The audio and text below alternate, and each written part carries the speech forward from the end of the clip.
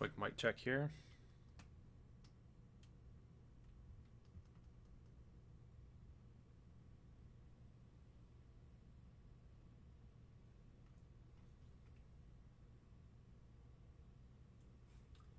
Quick mic check here. Sweet. We are live. Welcome back, everybody, to the GGBL playoffs. Continuing on here tonight. As promised. Try to keep my promises. These days it is harder to do with consistency. You all know that. But GGBL lives on. Last time that we were live, back on Friday night, we settled the AL side. And Seattle had a chance on the NL side. They were up 3-1. They couldn't do it. Colorado, on the other hand, they did. They got it done. So we are advancing them to the Gold Series, the first ever Gold Series, of course, in this canon, first ever Gold Series. Now, on the NL side, the championship series here, Nashville won on a walk-off 3-run homer to beat Seattle by 2. They didn't even need the 3 runs to beat them. They just needed a 2-run homer. Instead, they got a 3-run homer. So just a little icing on the cake. 6-4 victory was the score there in that one. But we're going to get into this one now, guys. And, you know, maybe just for my sake, not that I have to do any sort of editing or whatever, I guess we can go as long as we want, right? We can get 2 hours of gameplay in here. But I think, obviously, optimally, right, we want Seattle to finish the job and get us into the Gold Series as quickly as we possibly can. But a part of me feels like I kind of want that Nashville comeback. I kind of want the 2-hour stream tonight, just because we can really storyline this out. Like, you just look at Colorado's path. They had to beat Boston in the wild card. They had to take down the number 1 seed in Phoenix, and then you go on the other side, and then they had to take down a number 2 seed in Kentucky. But then you go on the other side with Nashville, like they had to take down interdivision rival that they've been duking it out all year long with New Orleans. Then they had to take on Miami, who was really tough, and then they just schooled them 3-1. You know, you're kind of, maybe in a sense, you're hoping for a little bit of a upset here with Nashville and Seattle. But yeah, either way, man, it's going to be a fun one. It's going to be a fun one. So let's go ahead and dive into this baby. Get it underway. Quick counts will be on. Clear skies. We are ready to go.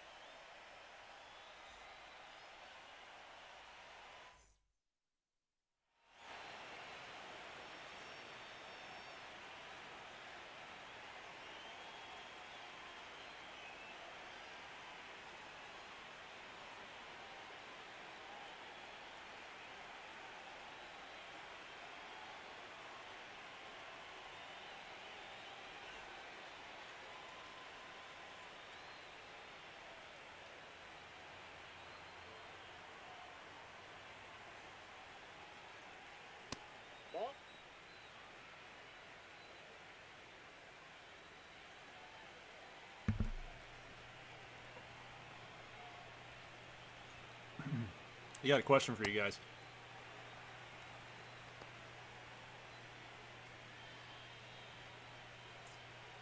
Arby's turnovers, right? Cherry, apple. What's the pick? I'm kind of both. I'm a little bit of both. That's what I'm having right now. Maybe we need a guess. I need to know what your choice is. Arby's turnovers. What's the pick? And then what do you think I'm chowing down here on? Cherry or apple?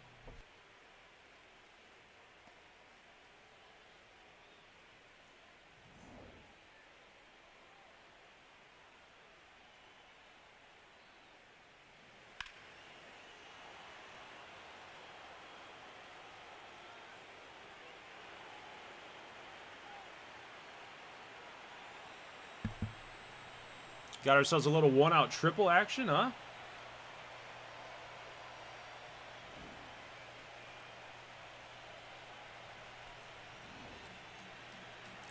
Thing with Burns, there was some talk. There was some talk. Thanks for giving me a moment there, guys, to finish that bad boy up. But, yeah, there was some talk that maybe Brian Wu needed to be the guy that's going to pitch this game.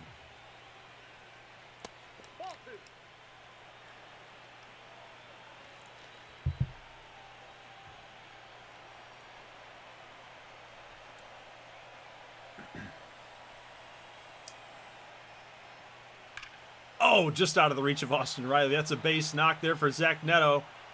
First run coming on home. Chase Burns has now given up 2 back-to-back extra base hits.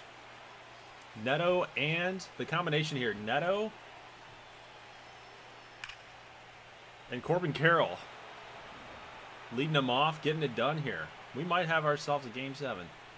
A little too early to start talking about that, though. A little too early.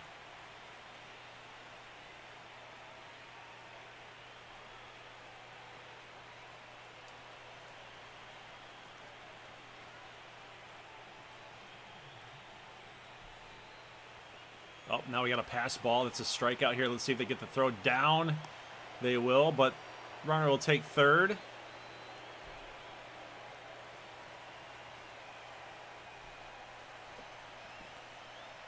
One second.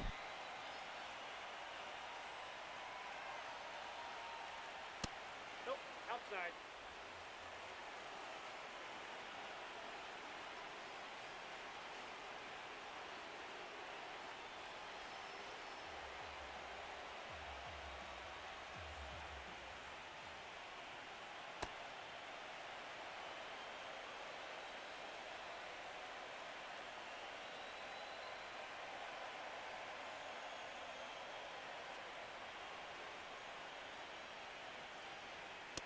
Ball.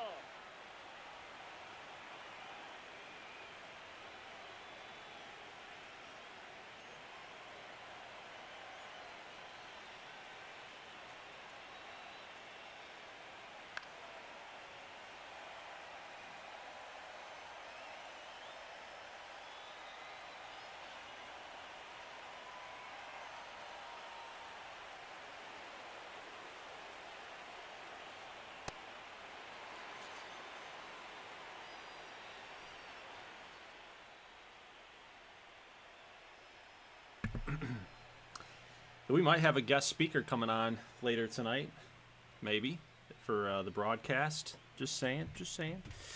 Little broski's coming on over here. Just got out of work. Says, can I come over?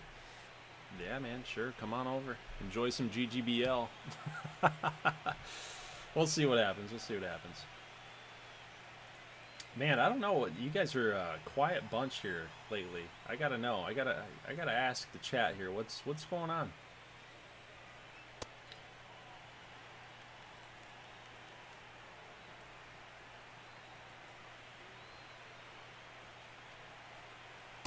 Ball.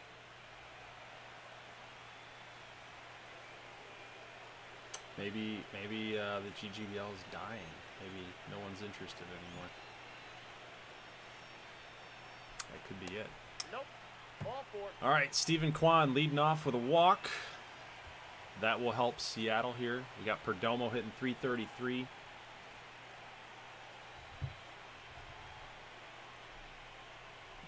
That's a line drive. Should fall. It will. So Bradish in a little bit of trouble here now.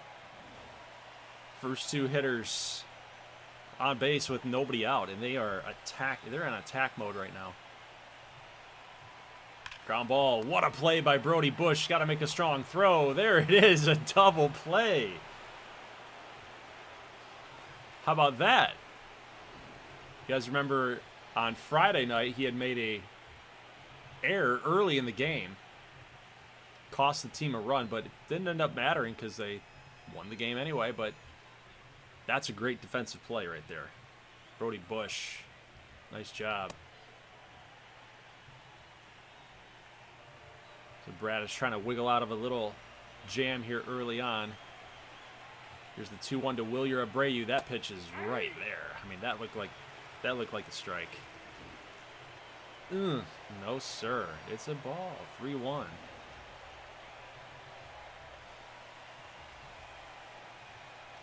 Do some damage here on this one. 3-1. Line drive right to Bush, but he's got that one.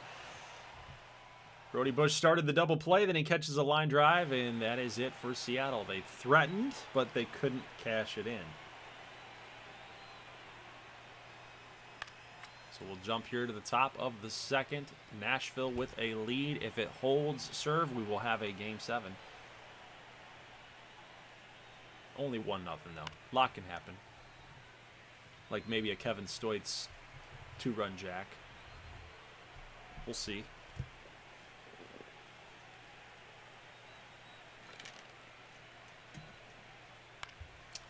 Here's a gap shot there. Jake Myers is on base. Let's see if they round second. Go to 2. Round first, head for 2. Nope, he will hold up at first. Ooh, no way. That's got to be there. That's got to be there. No, it's a ball. Wow, what is, dude? This game's already pretty entertaining, man. We got Nashville scoring a run in the first inning. We got Seattle trying to get their offense moving there in the bottom of the first. Got some movement. Now we got nobody out here again. 40 pitches for Chase Burns in the second. Ball inside. And now he misses here. Nashville could really make him pay right here. 2-2. Oh, man, that was ball 3. That was ball 3. And then on a fastball, too, like, probably not a pitch I'm swinging at. Something with some break on it? Yeah, maybe, but. And then, of course, he lays off the one with the break. Full count here, nobody down. That's a hittable pitch. That's 1-7's going to fall right down the line. That should score 2. There's 1. Gonna round third, head for home. No throw coming in. It is 3-0. Gurriel Jr. goes the other way. Does what a good hitter is supposed to do on that pitch. Boom. Serve it out to right. Let it get to the wall.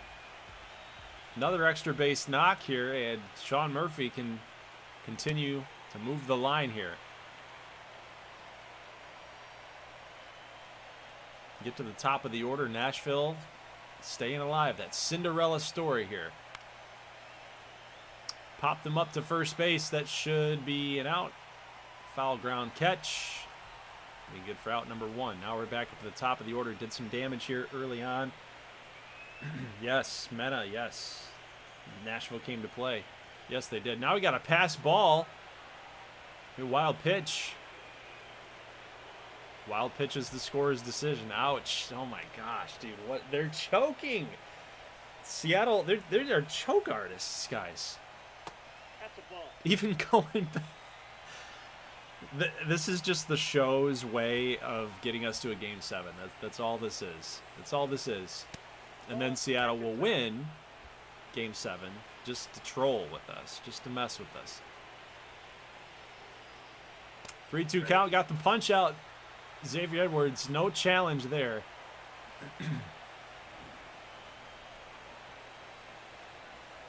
Might have been a little high. Honestly, wish we did get a challenge, but that's okay. It's early in the game. You don't want to waste it unless you are for sure correct. Don't want to waste it. 3-1 to Carroll. That's a deep drive to center. Eli White giving chase, but he's got it. That one could have been trouble. A long read. A wrong read.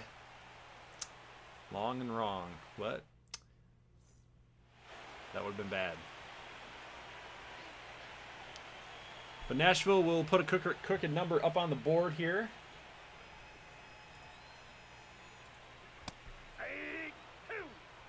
Get 2 more runs in the next inning. So if they can keep like scratching and clawing away here, just get 1 run an inning, like you're in the driver's seat. There's a deep shot, but no, actually it died. It came off the bat really hard. I thought that he was going to get an extra base hit over Gurriel. Austin Riley's been hot this postseason. Here's a ground ball, and that should do it. Another base hit for Riley. Edwards can't corral it. Bump up the batting average. All of the former Braves have been hot. Ball, that's out.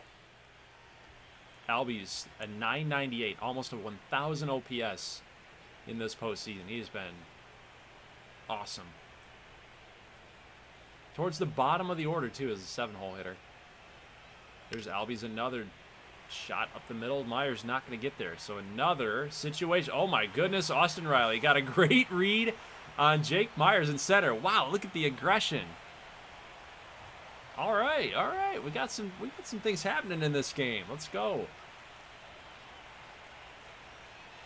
Now it's up to Eli White, whose numbers wouldn't tell you the whole story. This guy, 3 home runs, 10 RBIs, and the .222 batting average. Like, it just doesn't paint the picture.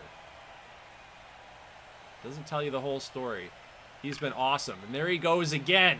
Jake Myers lays out, makes a beautiful grab, but Riley will tag, and that is Seattle's first run of the game. They've been kind of going after Myers all game. First 2 innings. They've had like 3 line drives right to him. 2 were short, and that one was caught. Beautiful grab, though. Beautiful grab.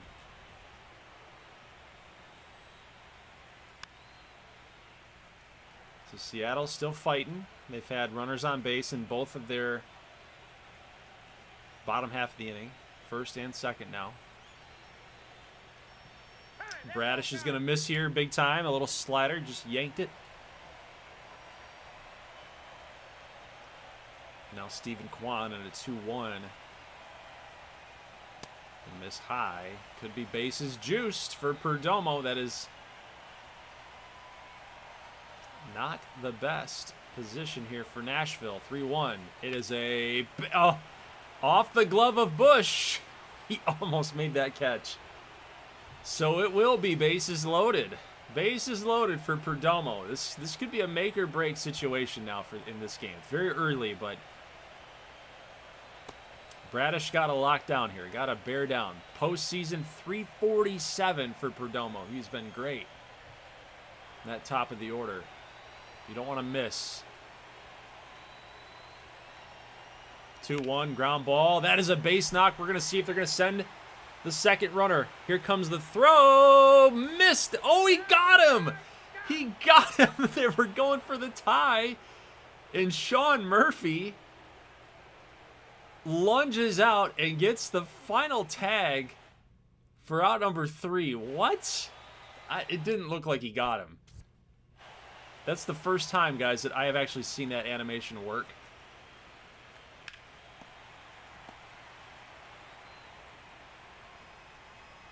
No, he never got him. Oh, wait. It was right here. He got him right there. I thought he got him over here. Like, that's when they made the call. Nope, they were waiting. Got him right there. Wow, Carter Jensen is gunned out at the plate. Wow. What a toss from Corbin Carroll. That was fun. That was fun to see. So Seattle does draw a little closer. They're going for the tie. I don't really blame them in that spot, honestly. Like, 2 outs, you think you got a good jump off of it? Go for it, yeah. Try it. He's got to make a perfect throw. I mean, you got to make a perfect throw and get a perfect tag as well. Now they're already getting the bullpen running here. 66 pitches in the third. That should have been a strike. It looked like it was there. But Brody Bush is on. Again, another inning, another base runner. There has not been a clean inning for either pitcher. Bradish and Burns have both had messes to clean up there in their respective innings here. 1-2 pitch to Garcia. That's going to miss. Another 2-ball count.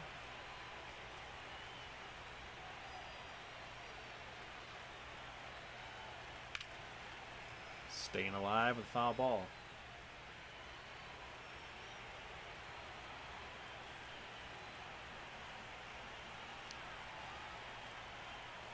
Here's the 2-2.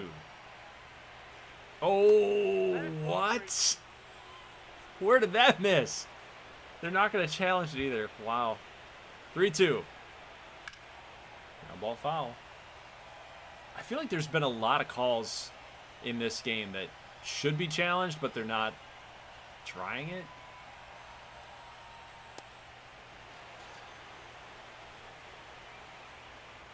Five strikeouts for Burns. He does bear down and gets K.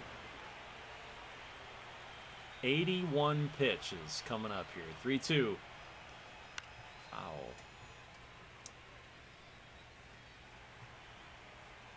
You know, I don't want to get like too deep into this, but you know, you just look at this situation now. Burns, you were hoping in this game 6 he was gonna and there it is. Yep, and here it is. This is what I was kind of talking about when I was alluding to here. You know, you were kind of hoping for Burns that he was going to give you 5-6 innings. But now, like this Seattle bullpen, this is something that you got to think about. Nashville's got a lead. They're threatening here now, again. And Seattle with that really good bullpen. Strom, Iglesias, Camilo Duvall. They got some really high-end pieces in that bullpen. So now what happens is you got Spencer Turnbull out here, who's got to go 4, 5, maybe the 6th inning. Probably not. They're probably going to get Kirk Curring or somebody else up there. But the point being, you're now taxing your bullpen a little bit more than you would have liked in Game 6. How does that translate to Game 7? Especially with how the show works with energy levels and all that. Makes you wonder if Nashville can somehow pull this off. Like they've gotten into that bullpen now for Seattle. It does make you wonder the game within the game, right? How it might affect Game 7 if we get there. The 2-2 here to Christian Walker is going to go foul.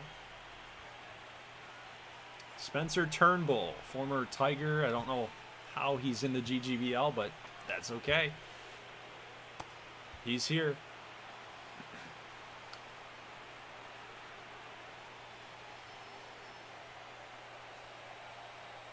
There's the 3-2.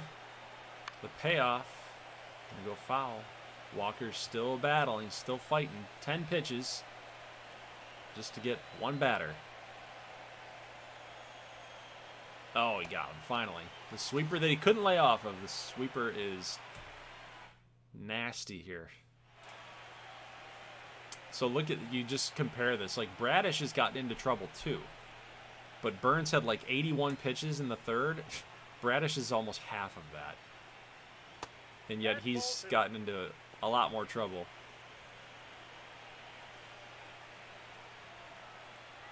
But still, only 2 runs given up. Still holding on to that lead.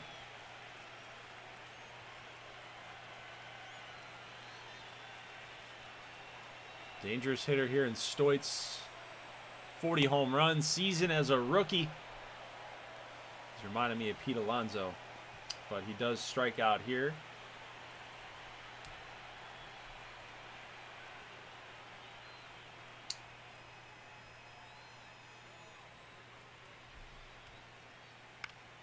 Fly ball there to left. Gurriel's got that. And that'll be 2 down.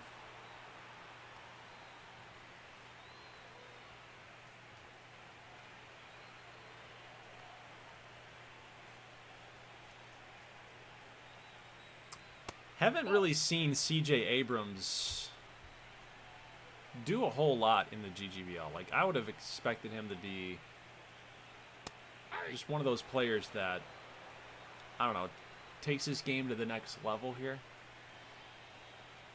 Especially like balanced rosters off the fantasy draft. I would just expected a little bit more than what he's performing, how he's performing, what he's been putting out there.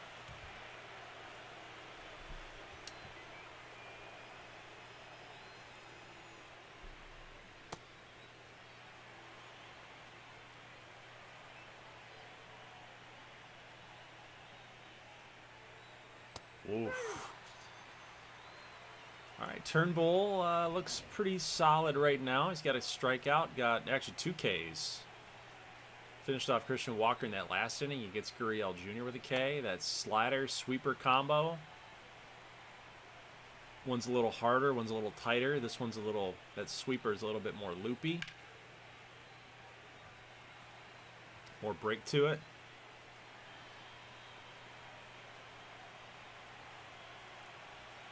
The 1-2 got him again. Look at this. Look at Turnbull. 3 batters faced, 3 strikeouts.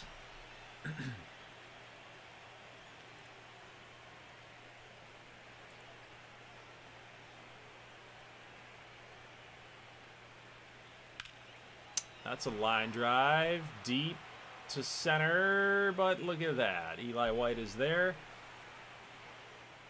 He's always doing something, man. He's always involved. We are going to go to the bottom of the 4th. Seattle trying to come back. They're trying their darndest, man. That was a good pitch to hit.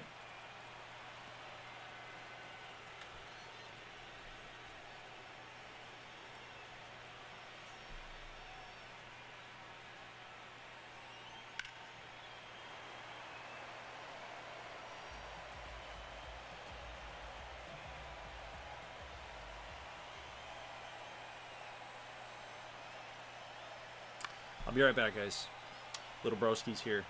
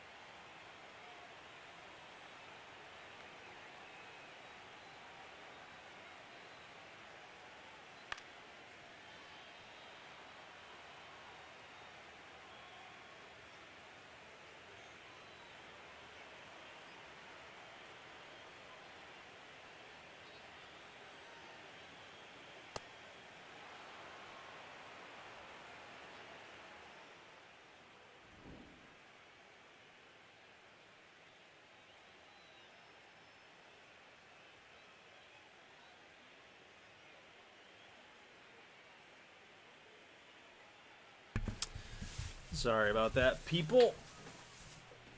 We're back. Still 3-2 game. Looks like here, Bradish probably shut him down, huh?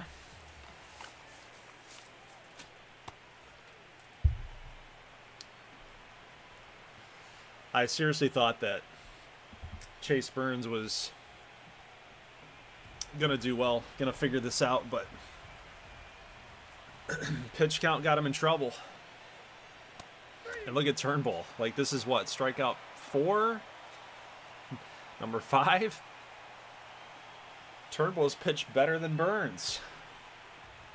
Make it make sense.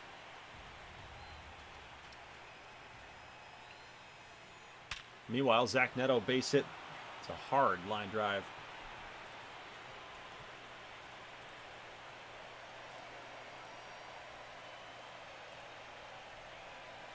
Nashville's going to keep it rolling here. Let's see if Turnbull's going to figure out the lefty Brody Bush. You got 2 strikes on him here. Let's see if that sweeper slider combo, if you're going to stay away from him, you're going to try to trick him. It's going to be painted on the outside and just drops down the middle. Yeah, there's the circle change. Stayed away from him.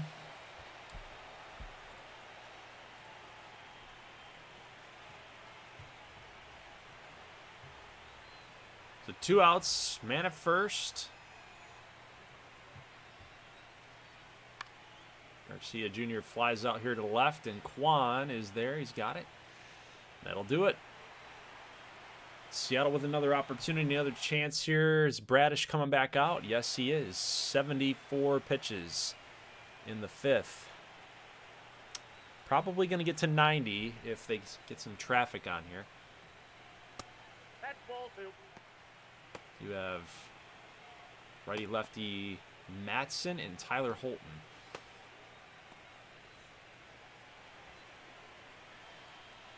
In the bullpen here. 2-1 now to Carter Jensen. Ground ball foul. Just gonna even it up. If you guys know who Jason Benetti is, the Tigers play-by-play guy on TV. Used to be the White Sox guy. He does like Fox Sundays, I think it is. Saturday baseball. Not sure. He was in an interview talking about how 2-2 doesn't even the count. And he was saying how it's a big pet peeve of his, and it pisses him off. Like 2-2, like the same number, right? 2-2, it's evened up. 2 balls, 2 strikes, but it doesn't like truly even the count. And he went on to this whole like reason why, and the math doesn't math and all this stuff, and I'm just like,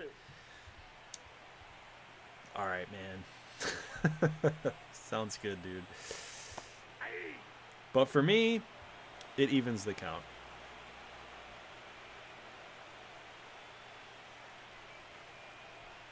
Two evens the count. Nope, that's inside.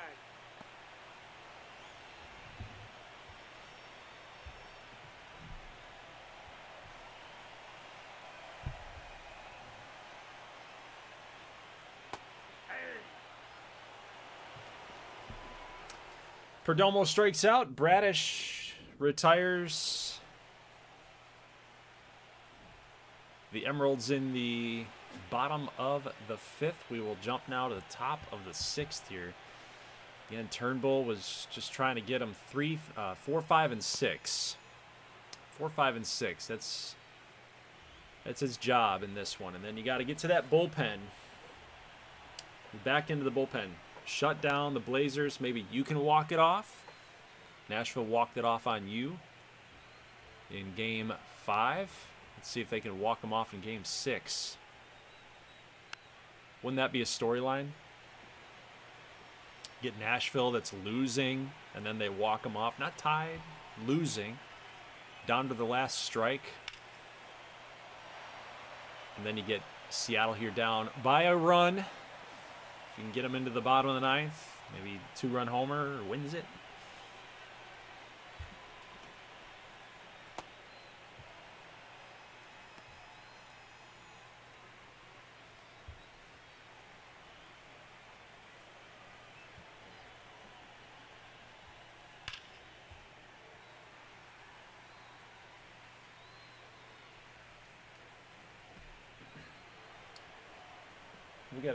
We got a quiet chat here, boys. We got a quiet chat here tonight.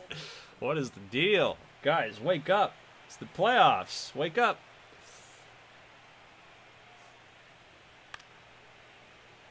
Maybe it's because the teams don't have any, like, character to them. I don't know. Not enough star power.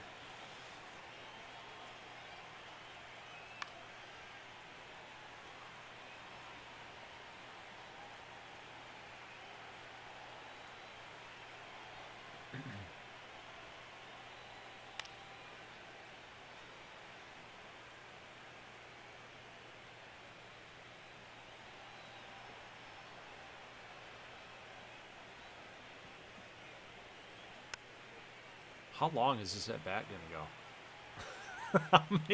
how many pitches has this been? And then again, Walker was doing this to Burns, so there he goes. Okay, all right, goodbye. Sit down. How many Ks is that for Turnbull? I haven't seen the graphic for him. You know how normally there's a little graphic? Yeah, 6 strikeouts in 3 innings for Spencer Turnbull. He should have started this game. He's been great. Only giving up 1 hit. Now he's got a 2-strike count here again. Gonna get another K.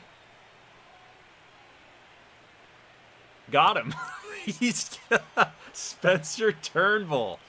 7 strikeouts in what could be a losing effort across 4 innings.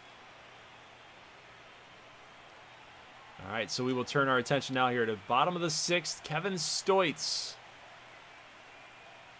That's a ground ball base knock. All right, Seattle with a man aboard here. They've got a chance again to finally get something moving on the base pass here. You'd hate to see a double play if you're Seattle. They've been doing that lately. But Abreu can be a dangerous hitter from time to time. Lefty-righty matchup. It's just interesting the reasons why the CPU would make these types of decisions. Isaac Matson, okay? Isaac Matson, a righty. Personally, I've never heard of the guy.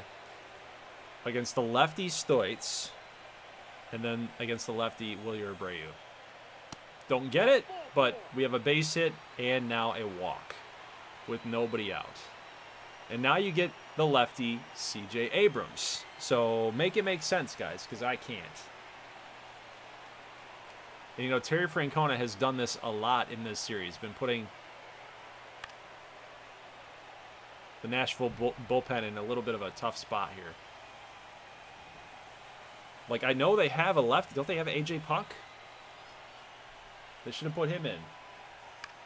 Ground ball. Should be 2. We'll see. Abrams is pretty quick down the line. He's there. The throw is actually off the line. And I love the little animation there from Xavier Edwards. Like, they turned 2. No, dude. No, you didn't. No, you didn't. You didn't. There's not 2 outs. There's still only 1 out. So Riley, who's been amazing for Seattle in this postseason, has a chance now to get them back tied up here. Fly ball will do it. That's a ground ball foul. Double play, don't want to do it. Ground ball, nothing. You don't need to do it. You need to get something in the air here. Absolutely. 1-2. That is a ground ball. Here comes Stoitz having to run right past Sean Murphy, the catcher. Oh, my goodness. Oh, that would have been terrible for Seattle, but they're going to tie the game up. Exit velo on that Riley line drive right off Matson. And it ricocheted right on back to Sean Murphy. That would have been terrible. All you had to do would be to tag him. But Seattle ties it up. And, you know, Terry Francona, again, like I said, put his guy in a very tough spot. Very tough spot. Now you get Tyler Holton, who probably should have been the guy coming in, against Albies, and there you go. It grounds out, no double play. So there you go. Good turn. That's the number 2 double play turn by Brody Bush here tonight. And it will remain tied. 3-all.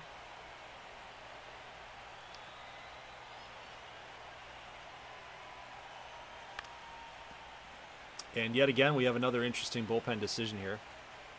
Matt Strom, 90 hits per 9 against righties. 77 K per 9 versus righties.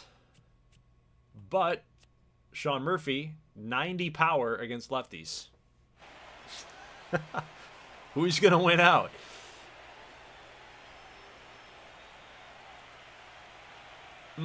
Just challenged him.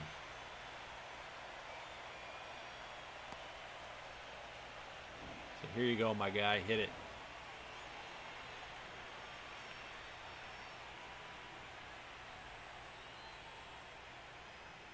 Strom gets the leadoff man gone. He got... Oh, whoa, whoa. Little fancy catch there, Ozzy. Thank you. Kind of unnecessary. Didn't really need to do that. But out number 2 anyway. Corby Carroll, next man up, had a triple in the first inning to get Nashville started. You know, I forget about Emilio Pagan. I remember they have Kerkering, but they got Strom, Pagan, Doval, Iglesias. They got Turnbull, right?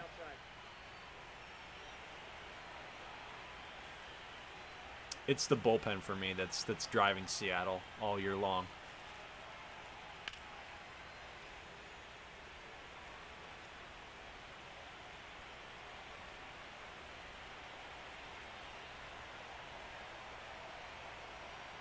Two to Carroll. Missed. Nope. Didn't even offer. Didn't even flinch.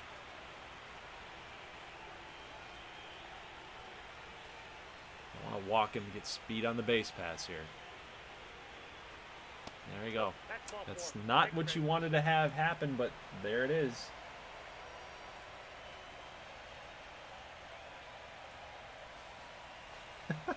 Okay. We got comments from Little Broski as he's sitting here. Why don't you just come over here and commentate with me? That run was a little drama engine-y. Yeah.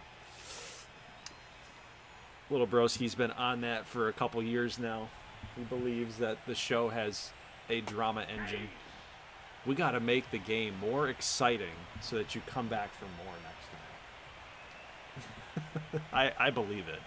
I believe it. I've seen enough. Oh, Zach Neto! Emilio Pagan comes in and then boom.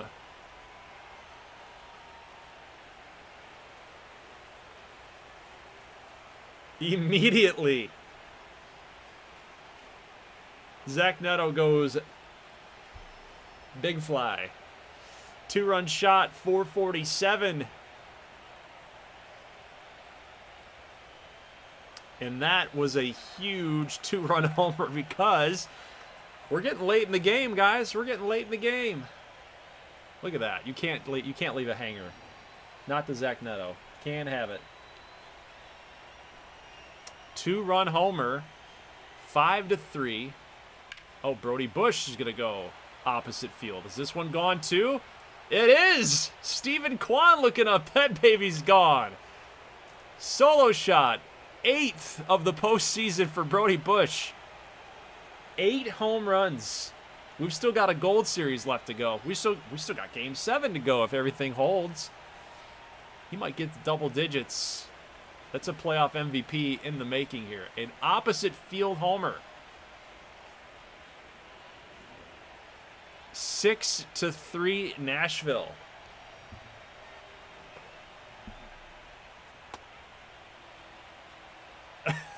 It begs the question. You know, and I guess you are playing the splits here that you want the righty Pagan to take on Neto, the righty, but now you get him go up against Bush, you get him against Luis Garcia Jr., like lefty, right? So the 2-run homer for Neto and then the solo shot for Bush, and we've got a Nashville lead again. Emeralds have not had a lead in this entire game. Did I say Nashville? I meant Seattle. Seattle's not had a lead in this entire game. The most that they've been able to do is just tie it up. And unfortunately, that's not good enough.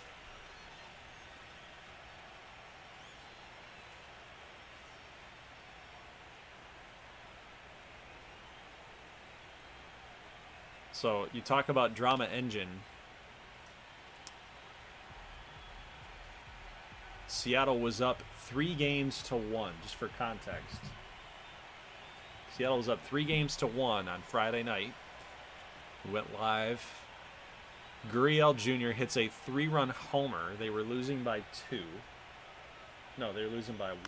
He hits a 3-run homer to win 6-4, force a game 6. And now here we are in game 6. Yet again, have scored 6 runs. And it looks like, after this bottom of the 7th here, we got 8 outs. We got 8 outs left for Seattle. They got 8, 9, 8th and 9th innings at 6, and then one more out left. So they got 7 outs remaining to get 3 runs. There. Okay, so here's AJ Puck. I don't know why he wasn't in the game earlier, but he does get to face off against Stephen Kwan. And luckily here, in the quick counts, he gets a little generous quick count there with a 2-2, but the slider just hangs up the middle. Base hit. Kwan gets him started here with 2 outs against Puck. It's going to be up to Perdomo to keep it rolling. Ball, that's in. It's already 2 for 3.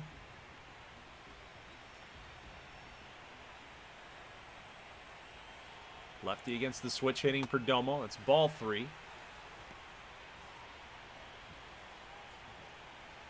believe the next man up will be Kevin Stoitz, who's also a switch hitter. Perdomo is going to fly out to his former teammate in Arizona, Corbin Carroll. And that is it for the 7th for Seattle. They'll jump back here in the 8th with Orion Kerkering.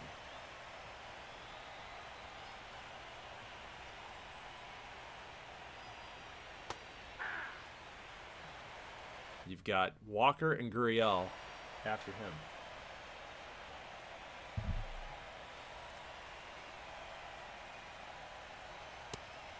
I predict a faux comeback from Seattle in the 9th. In the 9th inning. They'll get 2 runners on.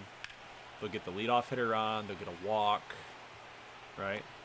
And then it'll be runner at first and second. Then they'll get a base hit, right? It'll be 6-4. Runners on second and third with 1 out. Yeah, I could see it happening. I could see it happening.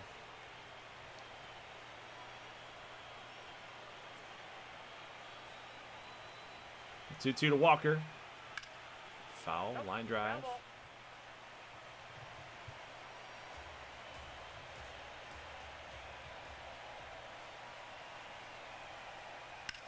Another ground ball foul. This time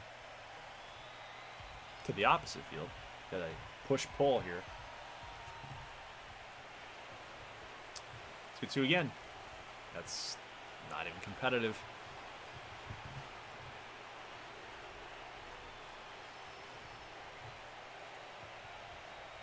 Three-2 gonna miss. Christian Walker draws a walk.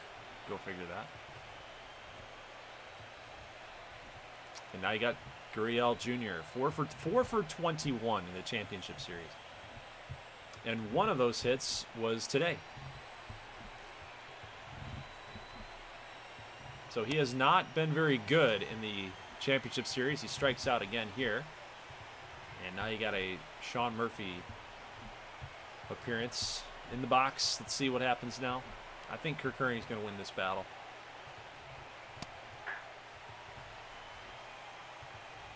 I mean, if you're Seattle, you kind of don't have a choice. You have to win this battle.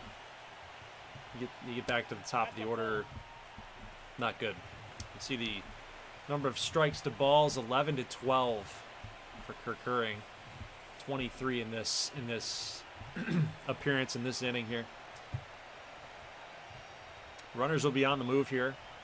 At first, payoff pitch upcoming to Murphy. And it looks like it should be an out. Let's see if Wilyer Abreu can get there. He's hustling over. He makes the catch. And that'll do it for Nashville. Let's see what happens here in the bottom of the 8th. So Stoitz will turn around here. He is the switch hitter. We don't normally see him bat from the right side. Even just dating back to GGBL 23.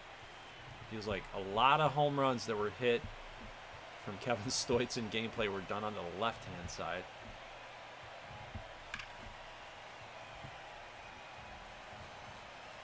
But he still is a solid hitter from the right-hand side. That's what makes him so dangerous.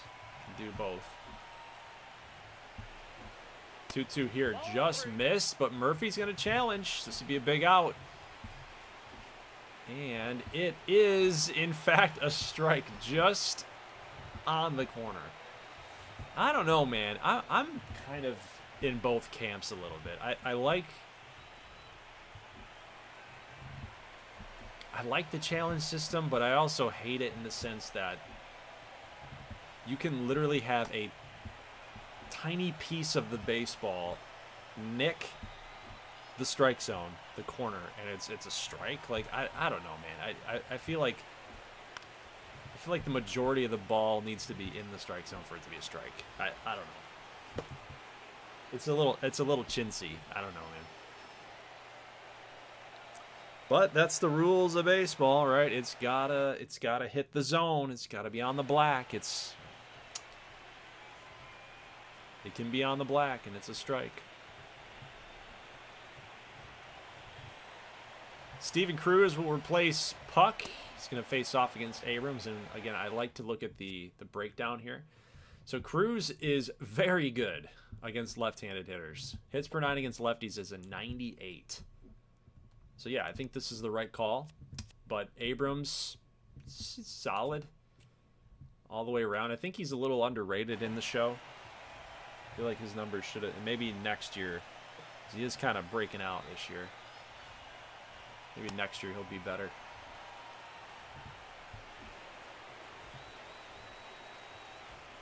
Cruz is tough, though. 2-2.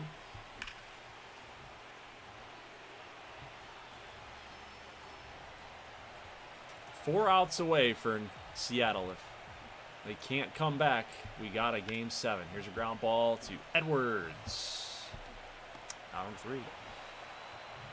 Nashville looking for a little insurance here in the top of the 9th. We're going to see Taylor Clark. And this is kind of what I was talking about earlier in this game. The fact that Burns couldn't go 5-6 innings. You're kind of getting into that bullpen now with Pagan, Kerkering, Taylor Clark, Spencer Turnbull.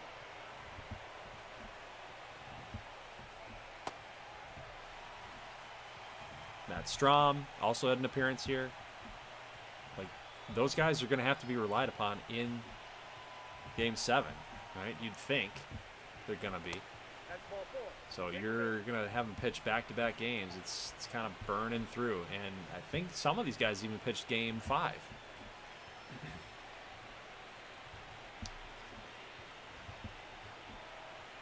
So it is a factor. How much of a factor?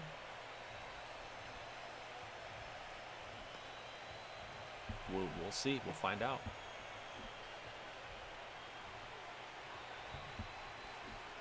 One pitcher going to pop up to center. Eli White's got it.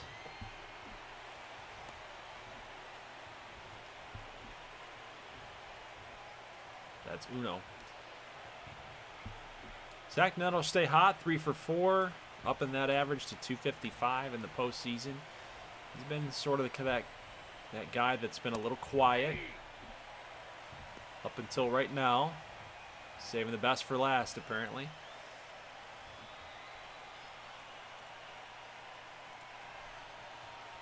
There's a 1-2 from Clark. It's a ground ball, should be 2. Riley over to Albies, over to first. Got Zach Neto for the double play. Seattle one last shot. They got to go up against Jeremiah Estrada. He's already 2 for 2. In saves and opportunities this postseason, but he does have 2 losses. So, however that worked out, he did get saddled with a few losses here so far in the postseason. But in a save situation, he has been perfect. Runs a 99 on maybe Seattle's hottest hitter with Riley. Gets him to strike out. So 2 outs left for Seattle to get 3 runs, and I'm honestly not liking their odds. 2-1 right down the middle, a splitter. I don't think Albies either expected the splitter, he saw the break too late, and then he swung. Either way, he's way behind on that one. But we do have a full count here. Albies can stay patient, get a runner on, keep this line moving. Ooh, popped it up. 99, low and in. Hard pitch to drive. Not ready for it. Full count. Got him. Another pitch. A challenge pitch. And Albies couldn't handle it. So, guys, looks like we might have ourselves a Game 7. 1 more out left. Eli White, then number 9, then number... Oh, we're going to bunt? They're going to lay down a bunt? The last out of Game 6? Oh, my goodness. That takes guts. Eli White lays down a bunt with 2 outs. And it was like a drag bunt almost. Like it was late. It was delayed. Right on the line. Murphy, I mean, at that stage, just let it go. Let it go. What's the point?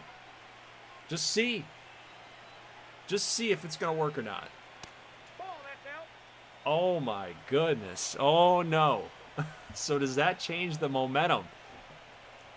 We'll see. Carter Jensen steps up. They need 3 runs. They got 1 out left. 2-1 is in there. 99 outside corner. Down to the final strike. 2-2. Fouled away. I think if I'm Estrada, I've done really well with that fastball. Don't really want to mess around with a full count spot here with White running. I'm just going to blow it by him. 2-2. Slider hanging in there. Fouls it off. I guess that might be just giving him something to think about there in the back pocket. But now you got to react to the fastball right here. 2-2. Fastball! Oh, Carter Jensen! It's a 2-run bomb! Drama engine! How dare you!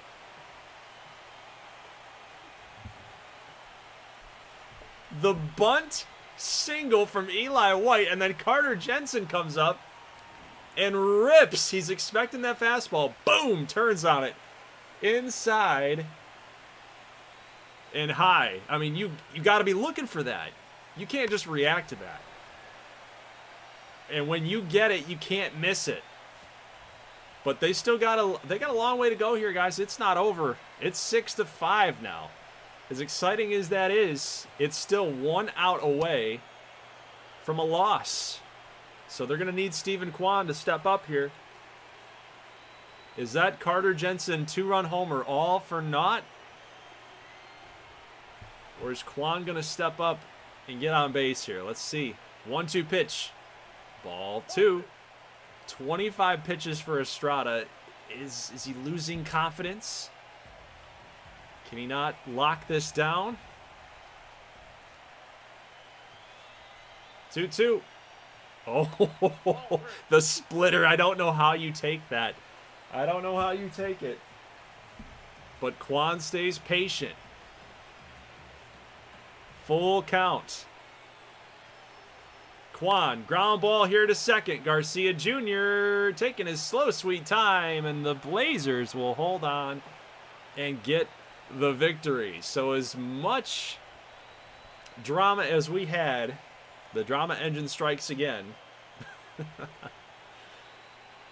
It was not meant to be there for the Emeralds in this one. Game 6 goes to Nashville. We will play a Game 7 in our streams tonight. And your box scored 10 hits for the Emeralds, 7 for the Blazers. Both teams in the first 2 to 3 innings had so much traffic on the base paths. And after like that first inning, nobody could really cash in. Right? I mean, I guess in the second, I should say. Third, fourth. You know, you had Burns only go 4 innings. Matt Strom's going to get saddled with the loss. What? Oh, yeah, I guess that makes sense, yeah. Because they tied the game up. So Burns not qualified for the loss right there. But anyway, point being, first couple of innings, Bradish, Burns, they were kind of dipping their toes, risking it for the biscuit. Yeah, they were not performing to their highest ability, I don't think. Both pitchers were like, I wonder how much I can tightrope into danger here without getting burned. No pun intended there for Chase Burns. But I think you got to go with Wu. McClanahan will be a guy here in the bullpen. I think that's the smartest move there for the Emeralds. And we could put... Yeah, that's fine. I'm not going to over-manage this. But now for the Blazers, I think you got to go with Logan Webb. You cannot rely on Brian Bayo to be your final guy. Like, Logan Webb on enough rest, that should be the choice. With Bayo, who might you replace? Maybe Chris Mott, probably the better move there. You have to have somebody there in the rotation for it to register. So we are going to get an ace v ace matchup here in game number 7, guys. So we've got Brian Wu against Logan Webb, and we're going to dive right into this. Let's get it. Wasting no time here. So this will decide it. The show loves to give us game 7s, guys.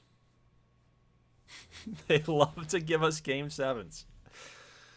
Like, it wouldn't have mattered. If I had done this not even on stream, if I had did this just recording, getting an upload, it would have given us game 7. No matter what. It loves game 7s. And game 5s. However long it can stretch it out to get us to the max number of games in a playoff series, it's going to do it. It did it back in GGBL 23. It's doing it here in 26. Nothing has changed. So welcome back, everyone, to Seattle-Nashville here at Foss Field. Series is tied 3-3. We've got ourselves game 7. 2-2 pitch here. Brian Wu against Xavier Edwards. Foul ball. On the AL side, if you guys are just tuning in, looks like Lewis is in the house. We got Misawa has been commenting as well. Says that was cool. It was pretty cool. It was cool. We'll see if it happens here again here in game 7. We got more drama. More drama, engine drama.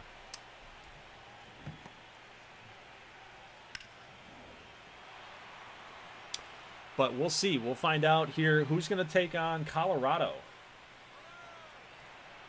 The Coyotes with their strong offense, solid pitching and strong offense. That's their MO. Alonso, Bobby Witt. Oh my God, Corbin Carroll! What was that? What was that? He has taken some awful swings. I'm not gonna lie. I think on Friday he had one swing where, like, he wasn't even close to the baseball, but it was so off. It wasn't even on the plate. It was a wild pitch, and he got to take first base anyway. It's like, that was actually a pretty heads-up move there. But that one, no. That was just a terrible swing. But Colorado, they got Alonso, Bobby Witt, Will Smith.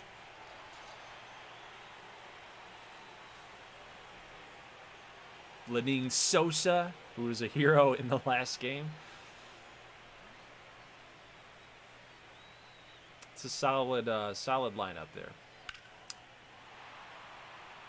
So the storyline, I think, if it's Nashville, I think both of those offenses, I think that'll be really fun to watch. Coyotes and Blazers. But if it's Seattle, it's that classic Both teams do the opposite really well. It's just going to see which one wins out. Seattle's got the great pitching. Colorado's got the great offense. That's what it's kind of lining up to be if that was the storyline. But again, yeah, for Nashville, it's going to be more so how do both pitching staffs, not just one, how do both approach going against those really good hitters and that good offense. Both teams kind of do the same things well. Some things never change, Mena. Yeah. The 2-2 here from Webb to Kwan after a decent inning there in the first by Wu. Struck out Brody Bush to end the inning. Got a strikeout here on Kwan. I think this one might be a little bit more tense. Game 7s are supposed to be, but I think this one might be a little bit more tense just because of the pitching matchup. Wu and Webb.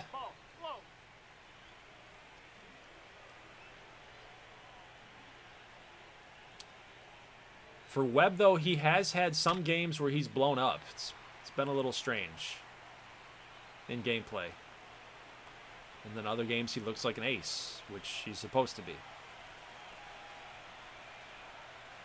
So we'll see which Logan Webb that we get here in Game 7. But Stoitz is in a good hitters count here. 2-1. 2-1. Throw coming down, and Perdomo's gunned. Might have been a little hit and run action, maybe. Stoitz hitting .318 this postseason, looking good, but then what? Like, I don't know. What are we doing? The bat wasn't even close to the ball. Hey, Kevin, there's no runner on base. No hit and run. You failed on the first attempt.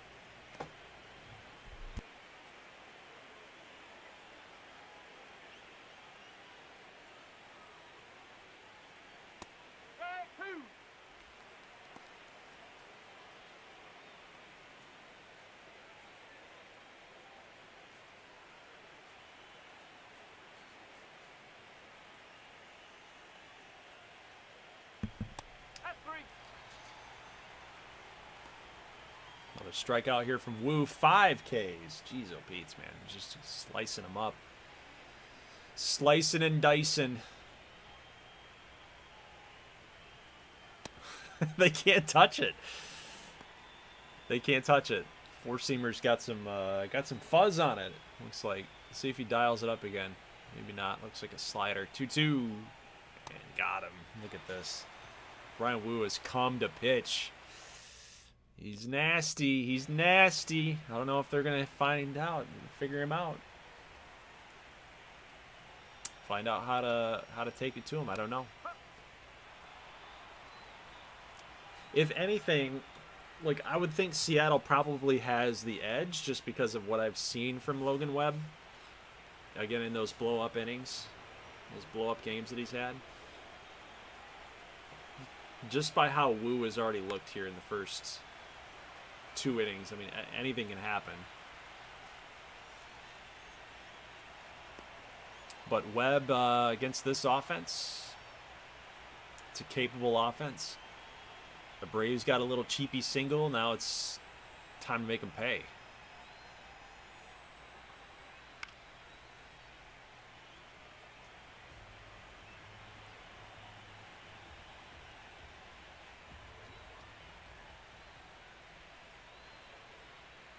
Broken bat, pop up.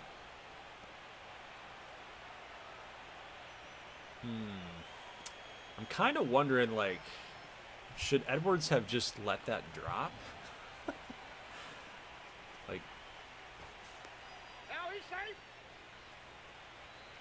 Maybe not. Maybe not. Just take the out. Just trying to think, like, Abreu's not the quickest runner, so maybe keep him on first. Abrams, you pretty much sacrifice Abreu for Abrams at first. Probably not the best move. Sweeper. Logan Webb against Austin Riley. Interesting matchup here. 2-2. Sweeper again. We'll see. Nope. Sinker. When are they going to add bullpens to the custom stadiums? That's my question. It's been like 5 years. Hasn't it been 5 years? Stadium builder? Stadium creator? Back in GGBL 21, we had custom stadiums, I thought. I think it's been 5 seasons that we've had Stadium Creator, and they have not put bullpens in the game. I mean, how hard is that? I don't get it. 2-1 pitch here to Albies. Swing on a miss. That OPS was like 998? It was almost 1,000. It's dipped a little bit, 957, but still really healthy here. A lot of at-bats, a lot of production here from Albies. Sample size is good, but he strikes out here. 2 down now.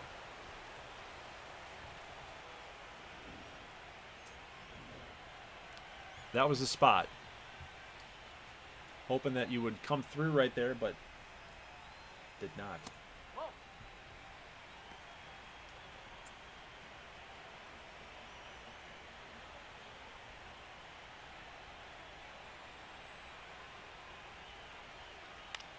2-1 pitcher to Eli White. That looks like it's going to curve foul. Let's see if Corbin Carroll can get there. He does. That's a huge out right there. Get him out of the jam. Seattle threatens yet again. It seems like they have a tendency to do that. They threaten, but they can't cash in.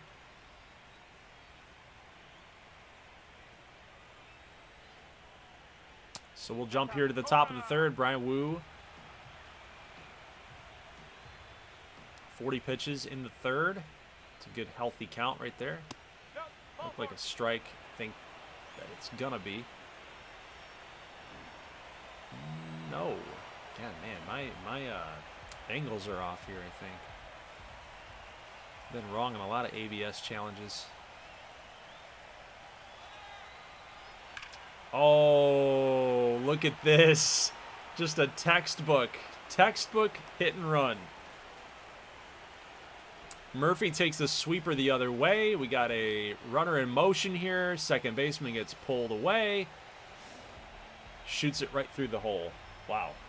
All right, well, that's the job of a 9-hole hitter. Because now you get 1, 2, 3 with nobody down.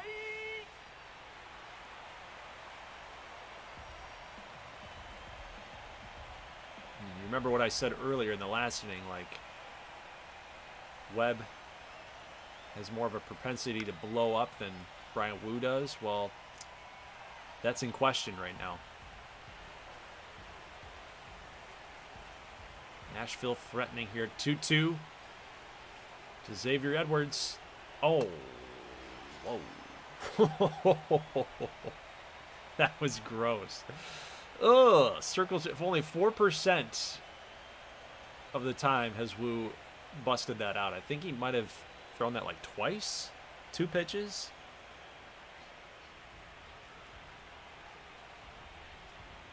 So he gets the K on Edwards. Now we get a 2-2 count here to Corbin Carroll. I'd be watching for that circle change. Nice swing, says Misoa. Yeah, it was not good. It was disgusting. 2-2. Oh, he got the circle change. It's a gap shot. Carroll's going to be flying around the bases. Eli White, you've got speed. Get over there. Get it going. Here comes the throw into home. Carroll is into second, but Murphy scores from first. Sean Murphy scores from first base. And Nashville up on top 2-0. It looked like Brian Wu was going to be untouchable. But he's got a 2 spot given up in the third. He has a blemish. Here's a little looper in front of Eli White. Zach Neto is on with a base hit. Carroll gets aggressive and gets to third. Uh-oh. Uh-oh. Seattle's in trouble. Are they figuring him out?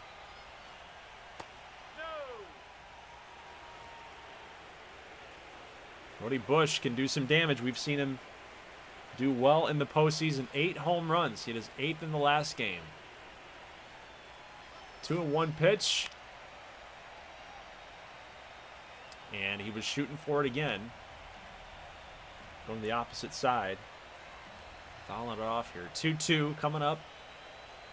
What does Wu decide on throwing here? Fastball. High and in. He's going to miss.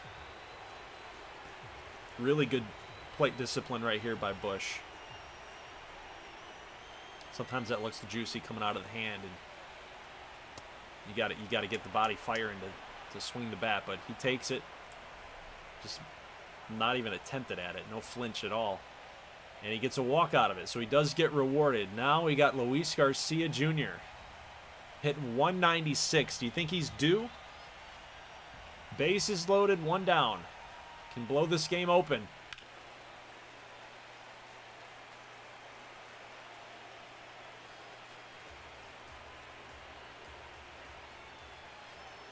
Two strikes. Wu is looking for a ground ball or a strikeout.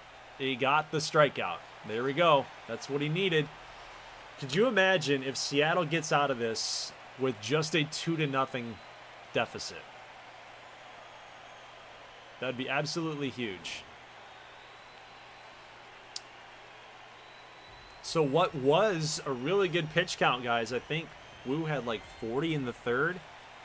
He's had 30 plus in this inning alone. He's up to 72. So again, that sub-theme that's happening here, that subtopic that keeps creeping up, it's the Seattle bullpen usage right now. 1-2, got him. And somehow, some way, Wu works out of it, but Corbin Carroll delivers the gap shot to make it 2-0. And that's all that Nashville's going to get. So now we turn it over here to the bottom of the third. Logan Webb, his job is simple. Limit the damage. Don't blow up yourself. Don't do the Logan Webb thing and blow up.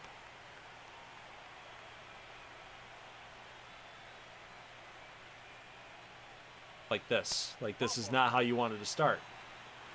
You walk the 9-hole hitter.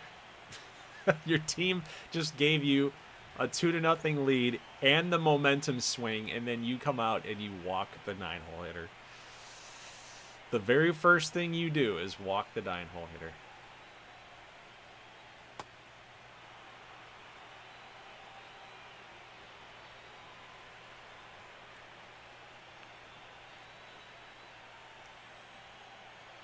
Oh, good pitch. Good pitch.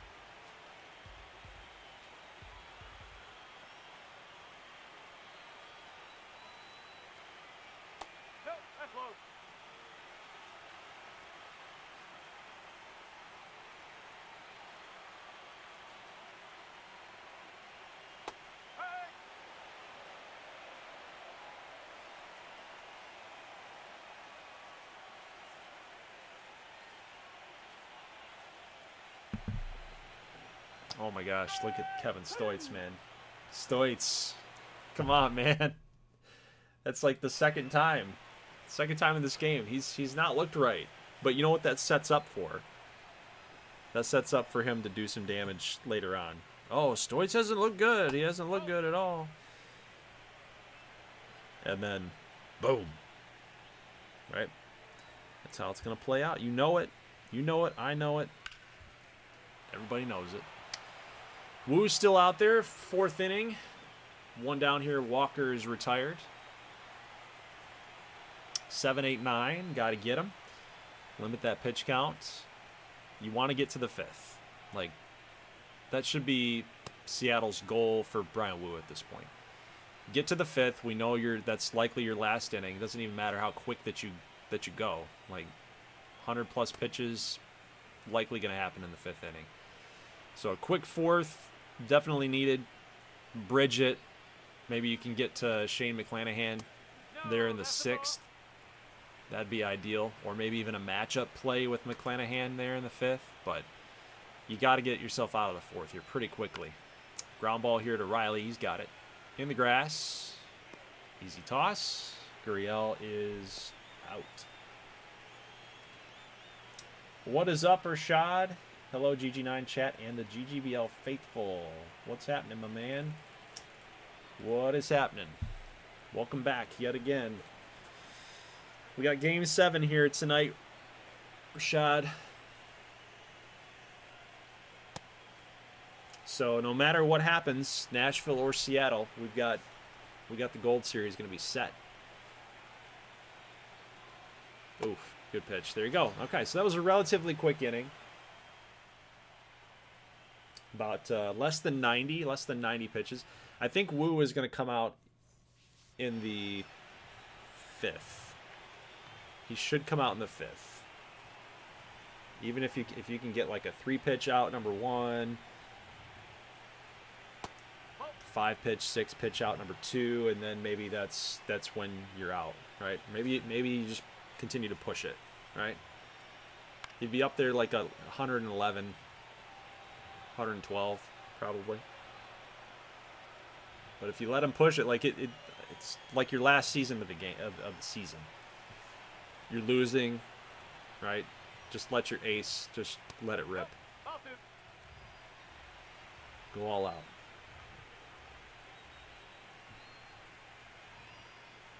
But Seattle's got to be, they got to put better swings on the baseball here. And you know what's funny about that? I've never understood the shadows. I've never understood the shadow. That shadow looked like a flying saucer, okay? It was huge. When have you've never seen a baseball create a shadow that way. It's just like an on-field indicator for you to, oh, here's where it's going to be. Here's where it's going to land. 1-2 here to Riley. Foul ball off the sweeper. Even in the foul balls, Riley's been hitting it hard. 1-2. Going back to the sweeper, Logan Webb. He's been solid. Riley strikes out. Seattle, are they seriously going to blow this thing? 10 strikeouts for Brian Wu, and he's losing. 7 Ks for Logan Webb, and he's winning. That's just baseball. That's baseball. It's so random sometimes. It's so random sometimes that it hurts. It's not fair. 11 strikeouts for Brian Wu. This is what I mean. Just let him keep going. And that was a very quick out number 1. This is all going according to what I was thinking, right? 1-2 pitch. And he got him, right? 3-pitch, 4-pitch, first out.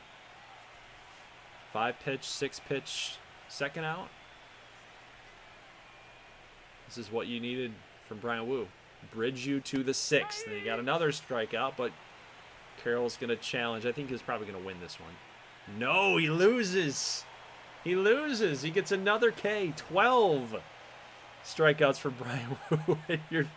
Yet again, you're losing. Offense Can't get it going for you, man. That's tough. Another 2-strike count here on Zach Neto. So very quick 5th inning. He's got 100 pitches on this next one.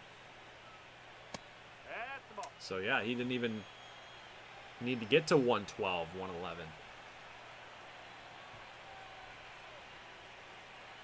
2-2 gonna miss, and I think if he walks Neto here to get to Bush, I think you gotta make the change, but we'll see. 3-2 ground ball, could be a base hit if Albie's gotta hurry, makes the throw, and that is it. So a heck of a performance, man. He had 2 runs, but there was also that jam that he worked himself into that he got out of. 12 strikeouts for Brian Wu. That was a gutsy. That was a great performance there. But now if you're Seattle, you got to get some run support for your man.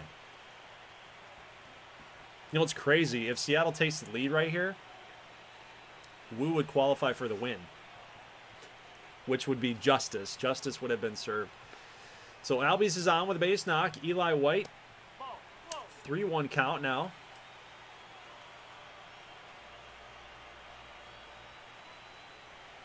Turn on a fastball right here, Eli.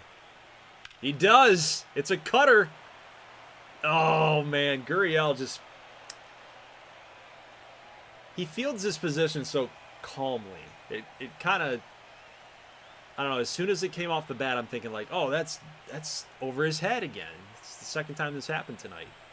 But Gurriel just nonchalant out there, just quickly grabs it. No big deal. I thought that ball was gone, just how it came off the bat. But Carter Jensen's got the big hit in Game 6. Not going to do it here. Ground ball should be a double play. Albies, what is he doing? Did you see him just like strolling into second base? He just gave up. He's like, yeah, I'm done. I'm done for. Look at this. Okay. Yeah. I love it. I love it. It's an error on Christian Walker. And now you're at the top of the order. Stephen Kwan in a good hitter's count. 2-1. 2-1. Ground ball, foul. I don't know what happened on that. Miso, I don't know what happened. Like, Walker's got to make a better throw than that. 2-2 pitch. Kwan! It's a gapper! It's going to tie the game. Kwan, with the wheels, he might have 3. We'll see if he tests it. He will not. He strolls into second. It's a tie ball game. Stephen Kwan with a 1-out double.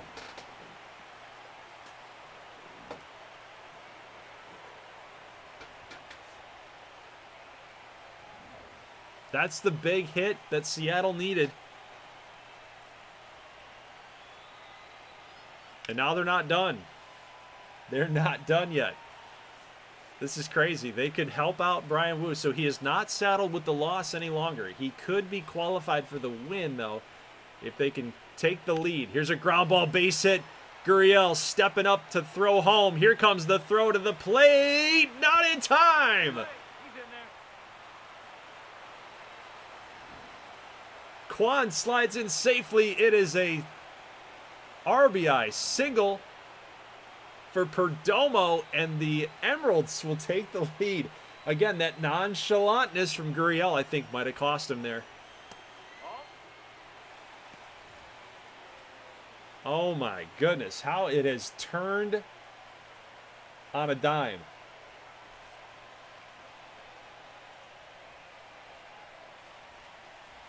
So Stoit's facing a 2-1 count, 99 pitches for Logan Webb. He's up to 100 now, 46 balls, 54 strikes. It's been pretty even in that respect. See if Stoit's can keep it moving here. That's a line drive base hit. Perdomo gonna go hard. Round second. He's into third. Is he gonna try it? Yes! No throw. No throw coming home. Stoitz rips it down the line. It's a 4-2 game, and now Terry Francona makes the decision that Webb's day is done. The Emeralds strike back. 4-2 Seattle. And honestly, like, if I am Seattle, I'm literally going to warm up. I'm warming up Shane McClanahan. I don't care. You've got a ton of days left. You got a ton of days of rest after this Game 7 here. And McClanahan's already ready to go as it is. So, you know what? Let him go here. Let him go. Throw 2 of your best starters out there. Just shut the thing down. That'd be how I approach it, but we'll see how the CPU decides to handle this. But, like, going into the 6th inning, I don't think that Wu is coming back out. So, in that case, I'm probably finding my bridge guy, and my bridge guy would be McClanahan.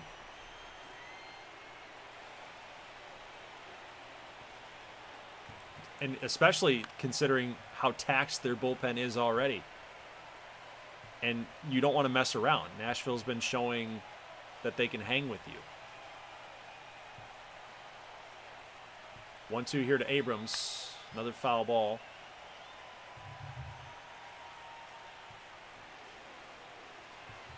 So the Emeralds fight back. Up 3-1. They let Nashville have Game 5, Game 6. It looked like it was more of the same here for Nashville with that offense coming through here against Brian Wu.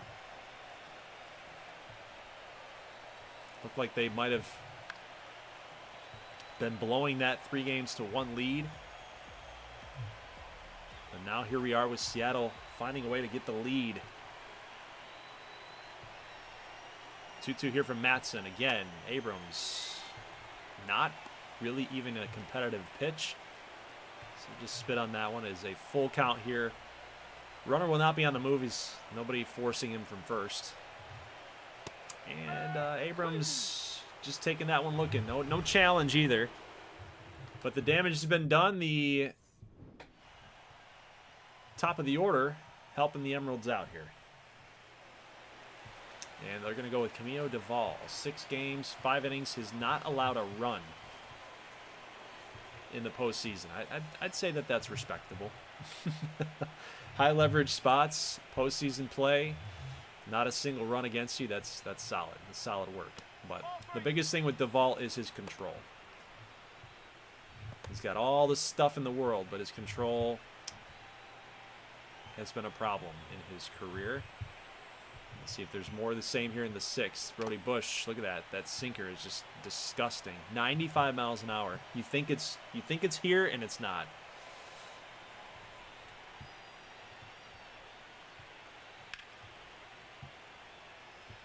Tough part about sinkers is that you have to swing where you think it's gonna be, not where it is. That is a base hit. Brody Bush, a leadoff double. Blazers already threatening here. Duvall giving up the leadoff double.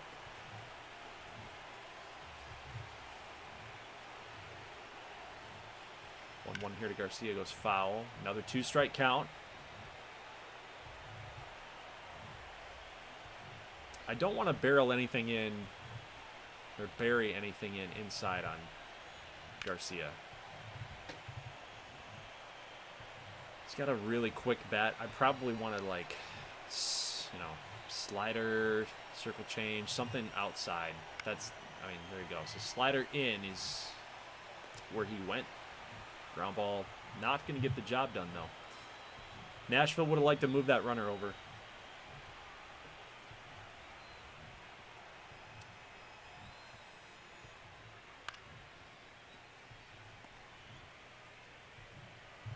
Cutter, high and in. I think Jake Myers will be not ready for that. We'll see. Ooh, good pitch. Slider. Slider low and in. Strikeout number 1. Number 1 for Duvall.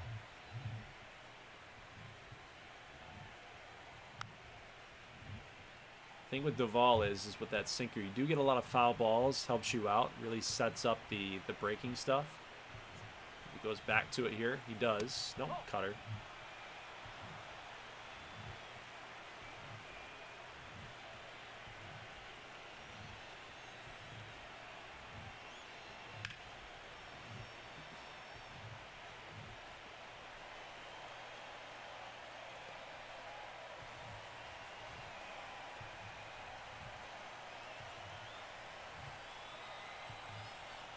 Do it again here. Full count.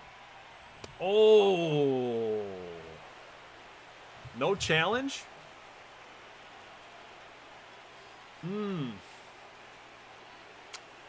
That was close. That was close. But they're going to take Duvall out. They're going to go with Matt Strom here. Like, guys, 6th inning. And they're already putting in their high leverage relievers here. Who do they got left? Pagan, Kerkering, Iglesias. 2-2 ground ball. Oh, nice backhand there by Riley. Could have let that one go. Could have missed it, but he did sure-handed third baseman right there. And now we will see Andrew Painter just trying to shut down the Emeralds here in the 6th. Painter has had, thought those were good numbers. Let's see. I'm going to see the replay here. Kind of move past that pretty quickly. But his numbers in season have not been very good. Yeah, 3 games, 6 innings. It's been better in the postseason with limited sample size. And in the season, he was not very good. Not very good. He went 4-3 with a 9.19 ERA. Yeah, 48 innings. Yeah. He wasn't very good.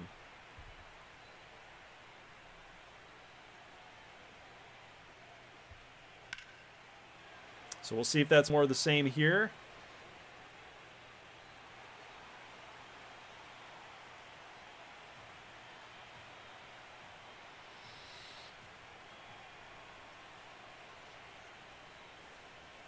One-two pitch, got him. Ooh, that was gross. Ooh, Mena says drama engine's cooking right now, he says. Yeah, we'll see what it's like here when we get in like the 8th. 7th inning,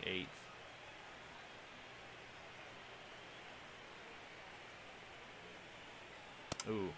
Oof.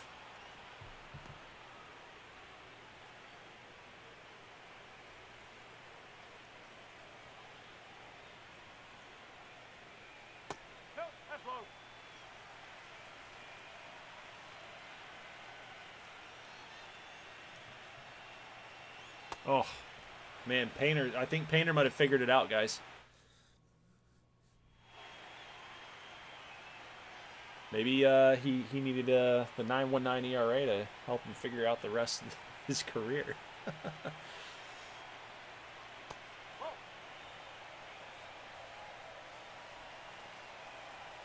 So top 7th, Matt Strom still out there. Again, they have liked this matchup. They've liked this matchup. This is like the 3rd time that I've seen this happen here. Strom against Murphy.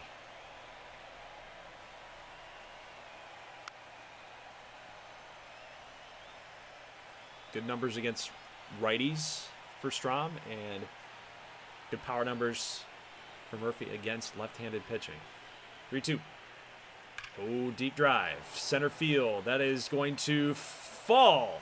Get over Eli White's head. Murphy sliding in for 2. He's there.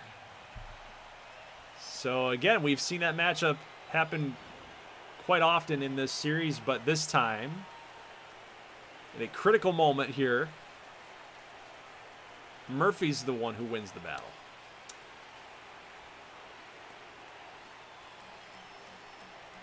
And it's those pesky little 9-hole hitters. 1-2 is going to miss. Is this where Seattle blows it?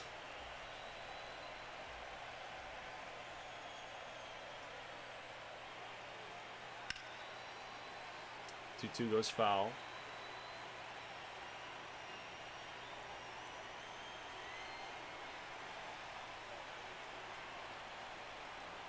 Lead off double, trying to work out of this jam here. That's not what you wanted to do. If you're going to put it in play, you let that runner from second get to third. Gotta do it. Gotta do it. Small ball. So Xavier Edwards fails his job. Corbin Carroll looks like he's going to fail his job too. Kwan's got this one in. Murphy might be stranded here. So they will go to the pen. They will call on Emilio Pagan. Remember, guys, Pagan gave up a home run to, I believe, yeah, it was Zach Neto. It was Zach Neto. They're going to go with this matchup again. Ooh, this is the drama that we're talking about. They're going to go Pagan against Neto. Who's going to win this battle? Strike two, the splitter.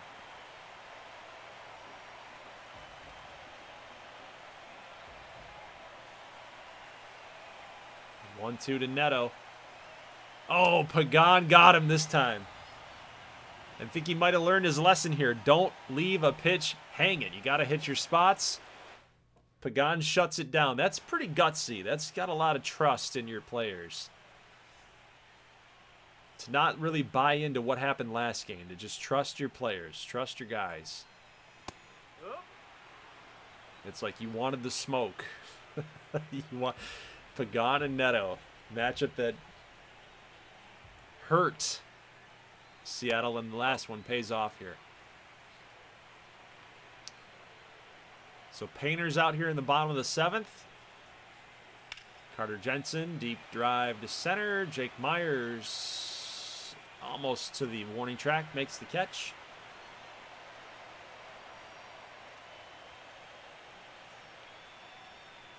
And we're back up to the top. Seems like this happens quite a bit.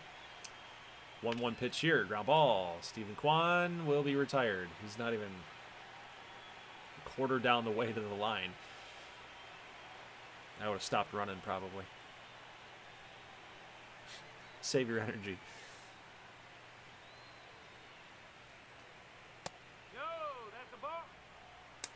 Look at those splits there. 125 for Perdomo against lefties. He's also a switch hitter. If you can turn him around, he's a lot worse. And he's hitting like over 400, I think that was, against right-handers. So we'll see if he can do some damage here. Painter's been good, though. That's a shot here to left, but yet again, Gurriel is there. He does that all the time. As soon as the ball is hit to him hard, it's like, yeah, that's got the animation. It's going to get down. And then he's always there. He's always there to make the play. But Pagan is still out there.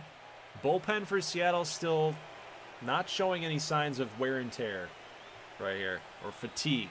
They look like they're in it. It was a storyline coming into this one. Bullpen had to get worked a lot with Chase Burns' short outing.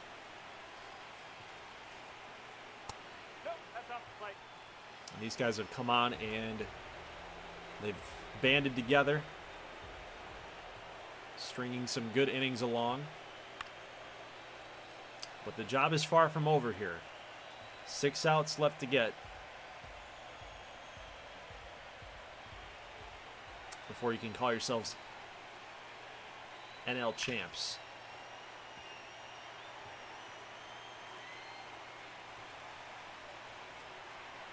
Both teams coming into this postseason as wild card teams. Seattle a little bit more talented than where they finished. Nashville just one of those teams that caught fire in the postseason.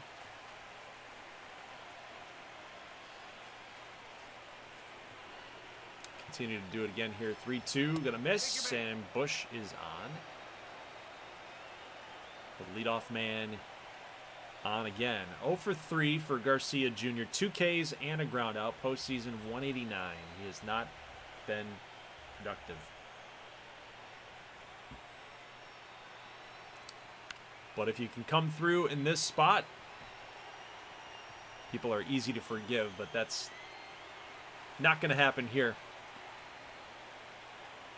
Fly out there to Abreu.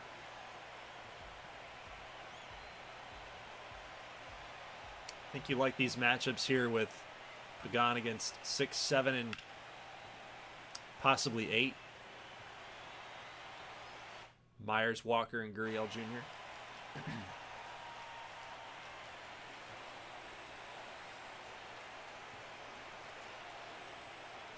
What's with the Nashville Blazers' obsession with the Arizona Diamondbacks? Have you guys noticed this? Lourdes Gurriel Jr., Diamondback. I think A.J. Puck at one point was a Diamondback. He might be a Diamondback right now. They get a double play there. Get out of the inning. That was clutch. They got Corbin Carroll, Diamondback. And then Nashville had somebody else as well. Christian Walker, former Diamondback. 1-2 pitch here to Kevin Stoitz. Deep drive. Oh, are we going to have something here? Oh, Jake Myers with a leap at the wall. It's a home run. Kevin Stoitz with the insurance solo.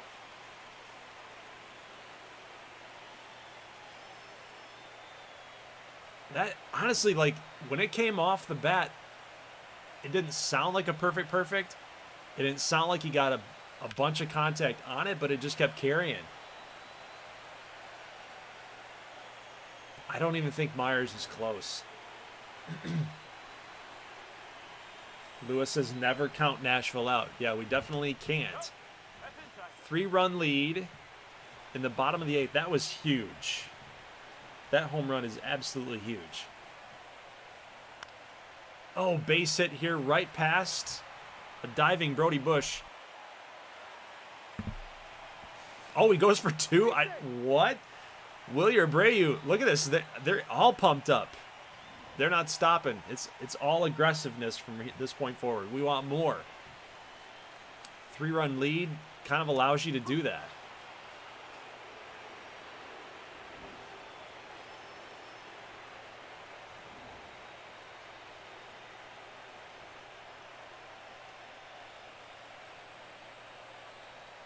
Two-one pitch, gonna miss here.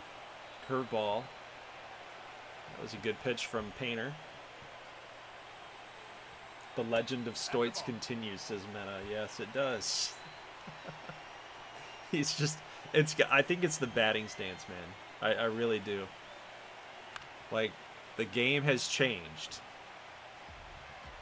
26-23.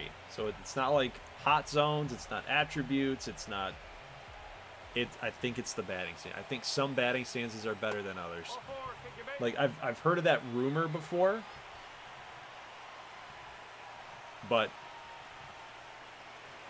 I think it's official at this point. I mean, that batting stance, I don't know who it belongs to. I think it's not like Tony Batista or something. I don't know who it belongs to, but it's pretty OP. All right, double play right here. Riley. I don't know, these last 2 games, he hasn't, like, done a lot of damage. Not like in the last couple of series. But either way, they are 90 feet closer to get another run here. That would be... I mean, the home run there was huge, but this would be huge, too. If they can get another run, an Albies base hit.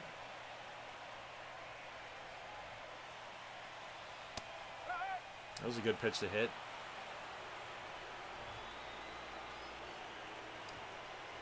But Nashville's run looks like it's coming to a close, guys. They were down 3-1. They came all the way back to 3-3, and then this man might have put the nail in the coffin. So we'll see. Raisel Iglesias has been anything but automatic. 9 ERA, 364 batting average against left-handers. I thought that was the number here. We got to take one more look. Take a look here on the replay. What do we got? No, right-handers. Average against right-handed batters is 364. Against lefties, he's been very tough, an 091. So he has struggled against right-handers. And that is a drive to deep left. Kwan giving chase at the wall. He makes the grab in the warning track. Oh, that one had a lot of Emeralds fans with their heart stopping there. Christian Walker couldn't put any ball out. That one looked like it was going to go. Inch them ever closer, but now 2 outs left to get for the Emeralds. And you know what's funny about the Emeralds here, guys, is that Kenneth Alexander Jr., right, doesn't exist in GGBL 26, but in GGBL 21 and 23 for Seattle, that was their guy. Never got him here. Never got him here. And now Kevin Stoitz, a first baseman. A non-custom guy. Gonna take him, looks like. Iglesias with the slider, strikes out Gurriel Jr., and here we are, the 9-hole hitter, Sean Murphy, digs in a 2-1 count. Iglesias coming over from the Madison Muskies in the trade deadline, trying to send Seattle to the first Gold Series in league's history. Strike 3, swung on and missed. The Emeralds have advanced. It was a little rocky. 3-1 lead. It looked like it was theirs. It was their series to win. I don't know if they let off the gas pedal a little bit, but they shut it down here.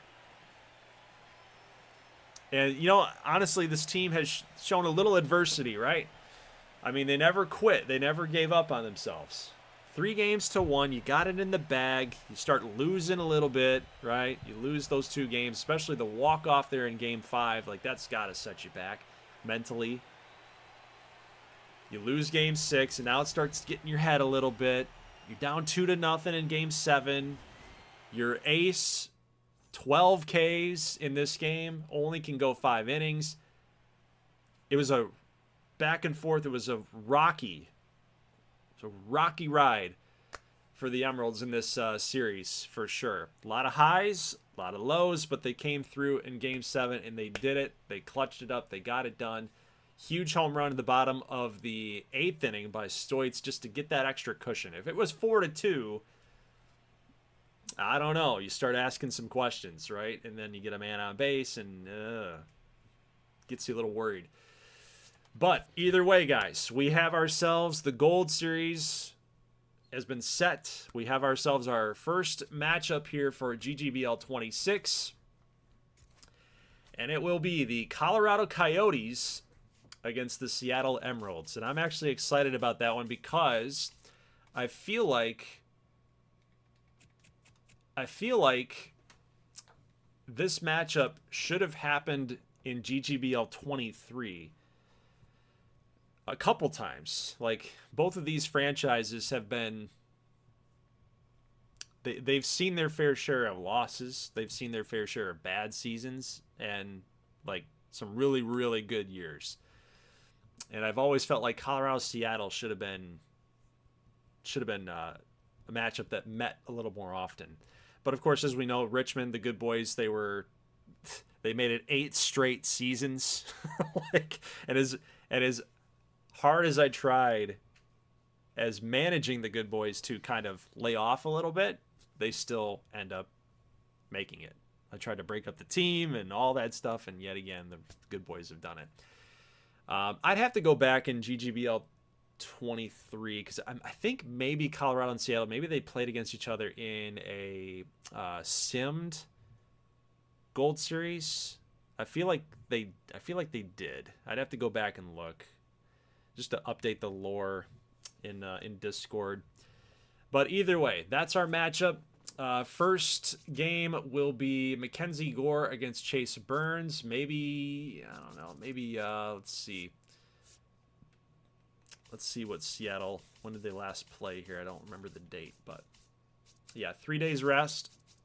Probably not going to go with Brian Wu. Maybe push him out to game 3. Yeah, rest. That's 3 days rest, 4 days, 5 days. Yeah.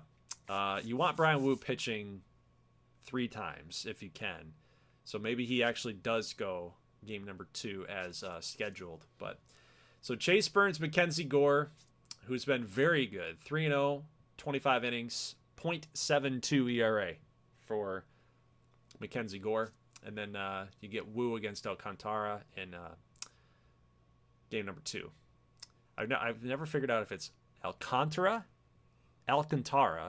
or Alcantara. I've heard some people say Alcantara. That's like, no, I don't think it's that. There's no CH in there after the T. Anyway, we got ourselves a good one, guys. Colorado, Seattle. I'm excited for it, just as looking at the standings for you all. Emerald's 3rd ranked team. So they deserve to be here. But again, I go back to that record. 91-71, and they were a wild card team. All because the Knights were a game better. Right? That's pretty harsh, man. That's pretty harsh. To be a wild card team, have to be on the ropes, right?